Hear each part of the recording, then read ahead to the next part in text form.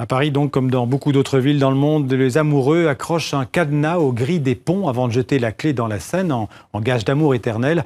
En 2015, pour éviter au Pont des Arts de ployer sous le poids de milliers de cadenas, la mairie avait remplacé les grilles du pont par des panneaux vitrés. Et aujourd'hui, c'est le célèbre Pont Neuf qui est pris d'assaut par les amoureux. Le reportage de Bastien Bory et Guillaume Gouet. L'amour rend aveugle jusqu'à braver les interdits. Maria est mexicaine, de passage à Paris comme des milliers de touristes, elle s'apprête à sceller son amour avec son fiancé, malgré la campagne de dissuasion de la municipalité.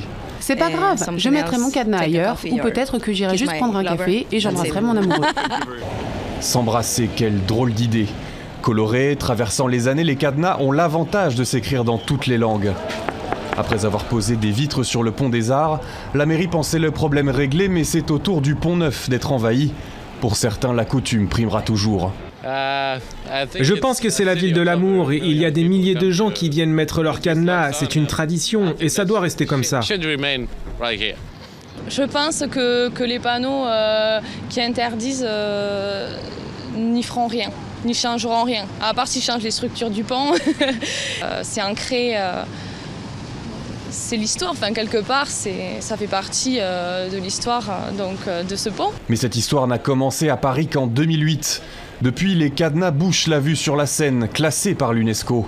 Un danger pour le patrimoine et pour la structure des ponts qui doivent supporter plusieurs dizaines de tonnes supplémentaires. Et puis, sous les ponts, coule une Seine remplie de clés.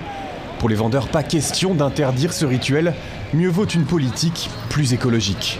Vous mettez des boîtes à chaque entrée de pont et au milieu de pont, avec un petit logo style Poisson Nemo qui n'aime pas manger une clé. Tout le monde comprend, il n'y a pas besoin d'avoir deux langues.